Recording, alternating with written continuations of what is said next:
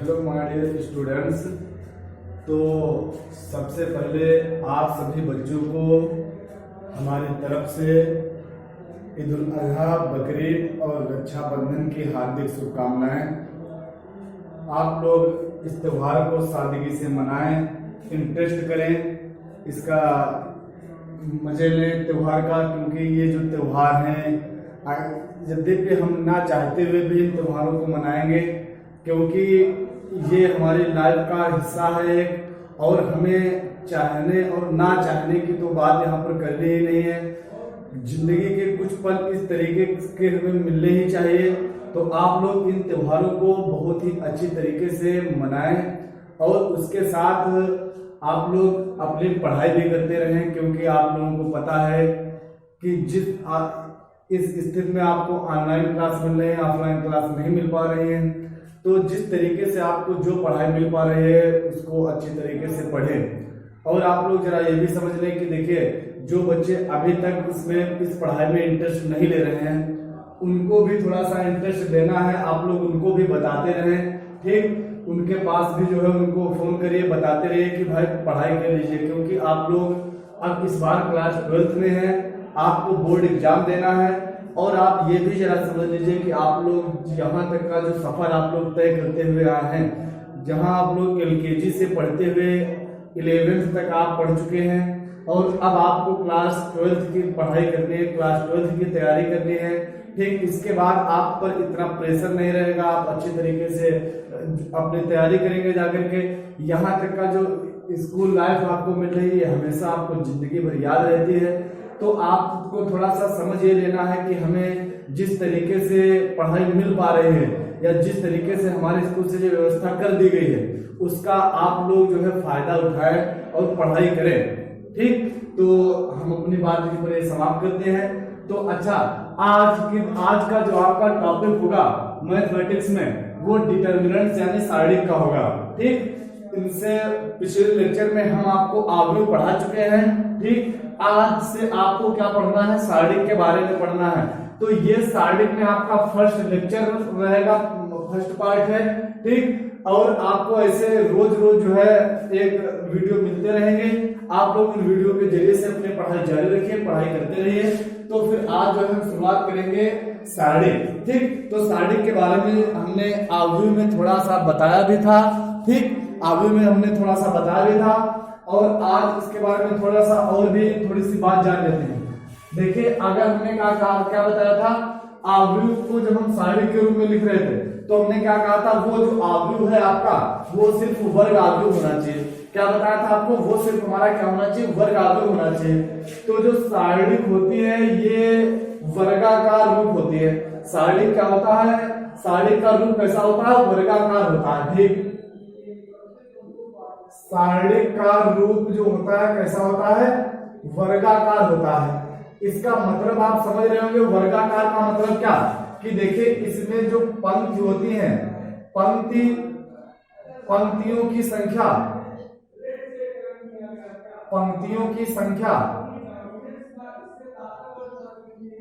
स्तंभों की संख्या के बराबर होती है। इसमें मैंने आपको क्या बताया कि इसमें देखिए जो पंक्तियों की संख्या होती है वो स्तंभों की संख्या के बराबर होती है। तो ठीक, इसका मतलब जब पंक्ति और स्तंभ की संख्या बराबर होगी तो वो जो रूप हो जाएगा वो एक वर्ग का रूप हो जाएगा, वर्गाकार रूप हो जाएगा, ठीक। आपको अब देखिए क्या करना है, इसके क्रम और अगर कोड की बात करें तो आपको देखिए ये बात आप समझ लीजिए। देखिए इसमें क्रम और कोड को ढूंढने की बात है ही नहीं। आप ये समझ लीजिए कि देखिए अगर उसमें मान लिया 2 पंक्ति 2 स्तंभ है, ठीक, जैसे मान लिया। और हाँ, एक बात आप जरा ये भी समझ लीजिए कि इसका जो प्रतीक होता है, ठीक, इसका जो प्रतीक होता है, सारणिक का प्रतीक हमने बताया था कि इस तरीके से रहता है, जबकि जो आव्यूह का बताया गया था आपको इस तरीके से इसका प्रतीक बताया गया था। तो ये इसका क्या होता है, प्रतीक होता है, ठीक। अब आप जरा समझ लीजिए, देखिए अगर मान लिया कि इसमें देखिए जो अवयव लिखे हुए हैं ये हमारे, ठीक। अब ये जो हमारे अवयव लिखे हैं, देखिए इसके बारे में जरा हम समझ लेंगे आगे के। देखिए इसमें 2 पंक्तियां हैं और 2 स्तंभ है, तो इसका मतलब अगर इसके हम क्रम और कोड की बात करें, क्रम या कोड की, तो वो हमारा क्या होगा 2x2। देखिए तो आपको बताया जा रहा था, देखिए इसमें हमें क्रम और कोड को ढूंढने की बात है ही नहीं, क्योंकि हमने बताया कि इसमें जो पंक्तियों की संख्या होगी वो किसके बराबर होगी, स्तंभों की संख्या के बराबर होगी। जब अच्छा बताइए पंक्ति और स्तंभ बराबर होंगे यानी दो पंक्ति हो गए, तो हमें तुरंत बता लेना है कि उसका जो क्रम होगा वो क्या होगा 2x2 का होगा। या ठीक हमने स्तंभ देख लिए 2 थे, तब भी हम क्या कह लेंगे कि इसकी जो कोट होगी क्या होगी 2x2 की कोट होगी।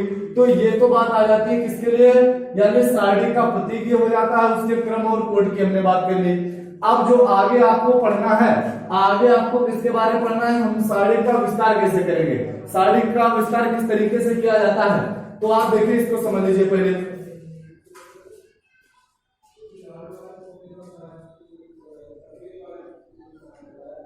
ठीक, सारणी का हम विस्तार किस तरीके से करेंगे। ठीक, अच्छा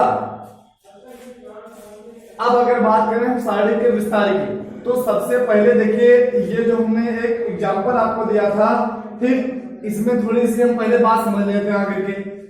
अगर ये देखिए 2x2 का एक सारणी लिखा हुआ हमको दिखाई दे रहा था 2x2 का, तो इसमें हम देख रहे थे ये हमें एक देखिए विकर्ण दिखाई दे रहा है, ठीक, और एक ये विकर्ण दिखाई दे रहा है, दो विकर्ण हमको दिखाई दिए।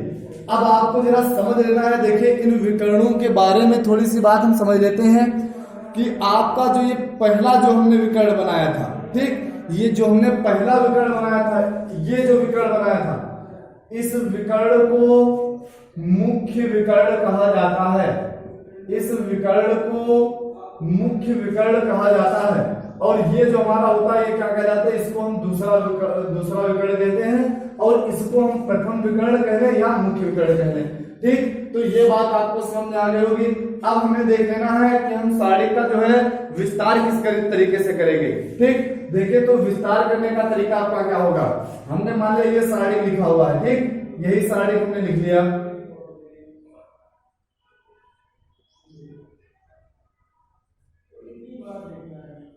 ठीक, ये कोई हमने एक सारणी लिख लिया है। आपको देखिए इसका विस्तार किस तरीके से करना है। आप पहले क्या करिए, जो मुख्य विकर्ण के अवयव हैं आपके, जो मुख्य विकर्ण के अवयव थे, इनकी क्या करिए आप गुणा करवा लीजिए। ठीक, आप इनकी क्या करिए गुणा करवा लीजिए। तो हमने इनकी देखिए गुणा करवाई, क्या आया A11 इंटू B22। अब आप क्या करिए तुरंत माइनस लगा लीजिए, क्या करिए आप तुरंत माइनस लगा दीजिए। फिर आप इन दोनों की गुणा करवा लीजिए, यानी ये जो दूसरा विकर्ण था इसकी गुणा करवा लीजिए। तो ये आपका देखिए क्या आ जाएगा B21 इंटू A12। ठीक, तो ये आपका देखिए क्या हो गया है, ये किसका विस्तार हो गया है 2x2 वाले सारणी का, 2x2 वाले सारणी का विस्तार जो था हमने इस तरीके से आपको बताया। ये बात आप अच्छी तरीके से समझ लीजिए, हम बता भी चुके थे आपको। अभी जब अवयव में हम क्या इनवर्स निकाल रहे थे, ठीक, व्युत्क्रम निकाले थे, तो हमने उसमें बताया भी था आपको विस्तार करने का तरीका। ठीक, उसके जो परिमाण की बात कर रहे थे, तो ये अब आपको अवयव के विस्तार के बारे में आपको पता चल गया होगा कि हम अगर 2x2 वाला सारणी है तो उसका विस्तार हम इस तरीके से करेंगे। ठीक, अब हम थोड़ी सी अपनी बात को आगे और बढ़ाएं कि अगर 3x3 का है, अगर वो 3x3 का है तब आपको उसका विस्तार किस तरीके से करना है।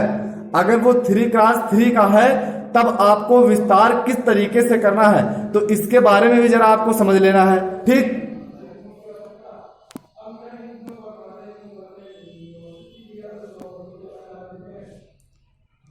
चलिए देखिए 3x3 वाली बात अपनी समझ लीजिए आप।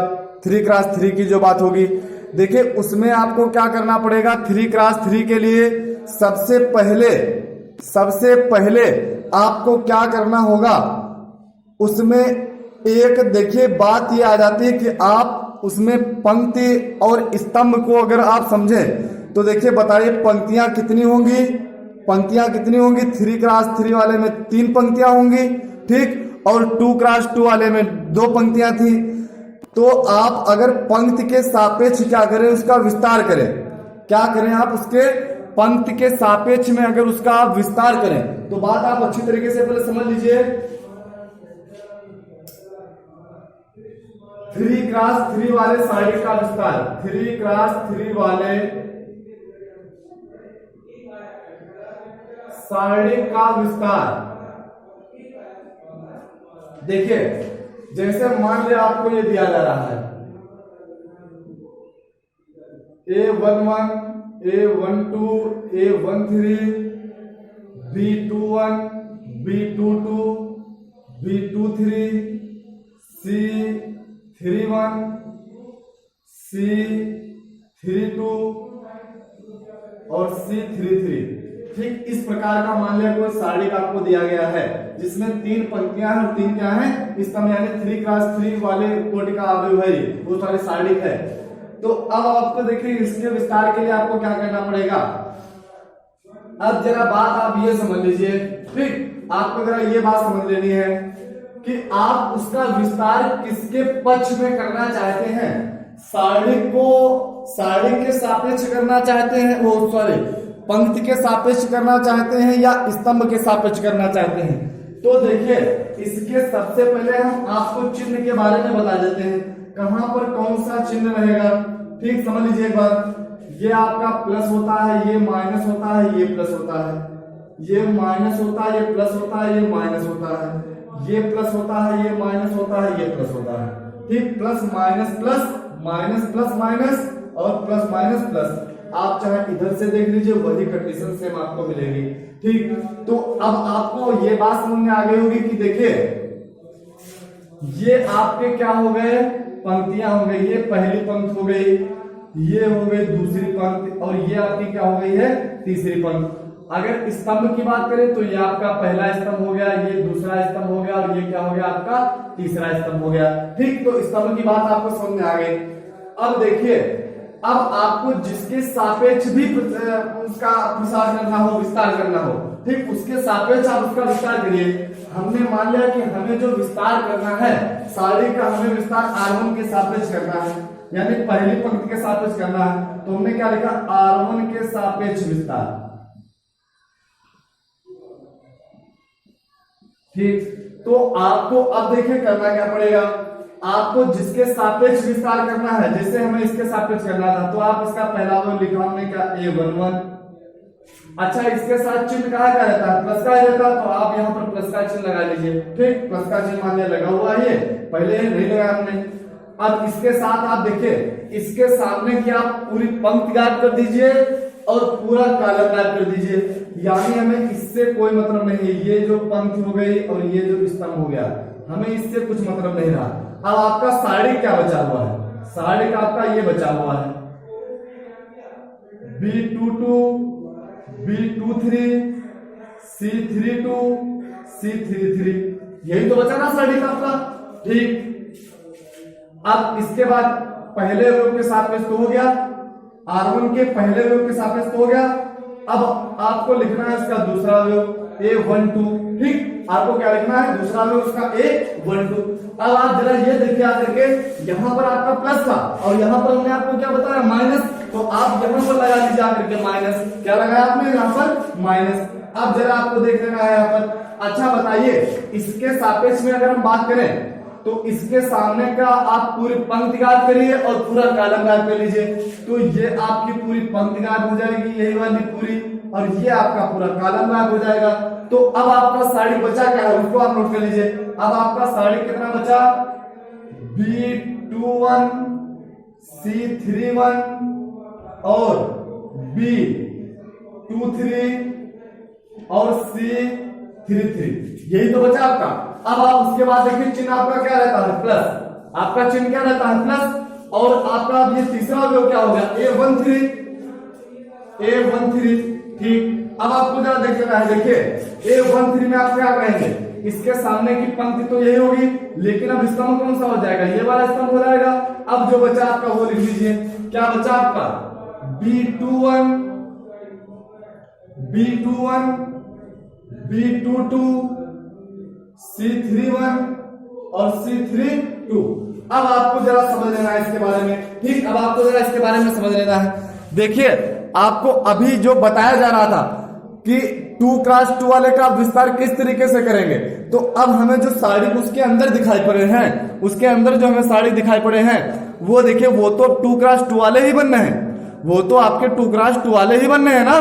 तो आप उनका तो विस्तार अच्छी तरीके से कर ही लेते हैं, उनका विस्तार आप अच्छी तरीके से कर ही लेते हैं, तो आप उसका विस्तार कर दीजिए आराम से। आपका जो विस्तार आपको जो करना था आपको समझ में आ गया होगा फिलहाल। ठीक, देख लीजिए 3x3 वाले का विस्तार हमने किस तरीके से किया। ठीक, तो अच्छा आप देखेंगे इसका विस्तार हम करेंगे फिर।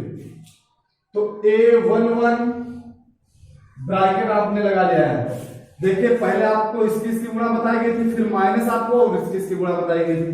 तो देखना आप देखिए यहां से, देखिए आपका क्या आ जाएगा, ये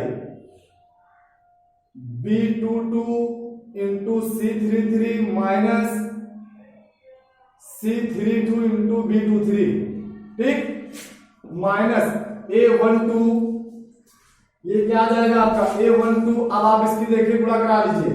ठीक, पहले मुख्य विकर्ण की आपको गुणा करानी है, तो आपका आ जाएगा कितना B21 into C33 minus C31 into B23, और इसके बाद क्या था आपका प्लस A13।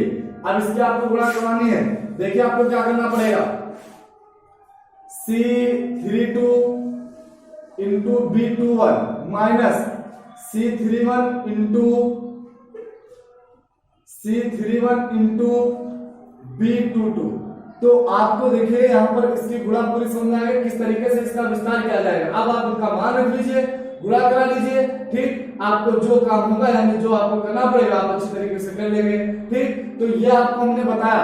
अगर इसी को हम क्या करें, डायरेक्ट इसका लिखें, अगर हम इसी को क्या करें डायरेक्ट लिखें, तो आप इसको इस तरीके से एक बार साड़ी ना बना करके आप साड़ी में ना चेंज करिए, इसको एक साथ भी लिख सकते थे। इसको क्या कर सकते थे आप, एक साथ भी लिख सकते थे। कैसे, ये जो आपने यहाँ पर जो इसका विस्तार किया था, ये जो आपने इसका विस्तार किया था, यही आप डायरेक्ट क्या करते हैं, पहले ये लिख लेते। ठीक, ये लिखते आप, इसको खत्म कर दिया, इसको हमने खत्म कर दिया, ब्रैकेट लगाते आप, इनकी गुणा और इनकी गुणा जो हमने काम यहाँ पर किया। आप इसको चाहते तो ना बनाते, हमने आपको तरीका पूरा समझा दिया कि इस तरीके से आपका क्या किया जाएगा, इसका विस्तार किया जाएगा। अब आपको अच्छी तरीके से 3x3 वाले साड़ी का विस्तार समझ में आ गया होगा। ठीक, अब जो है हमें एक्सरसाइज इसके आगे पढ़ लेनी है। 4A जो आपकी एक्सरसाइज है इसी पर आधारित है, इसी पर आधारित है, साड़ी के विस्तार पर आधारित है। तो आपको साड़ी का विस्तार कर लेना है। तो फिलहाल यहां तक आपको समझ में आ गया होगा।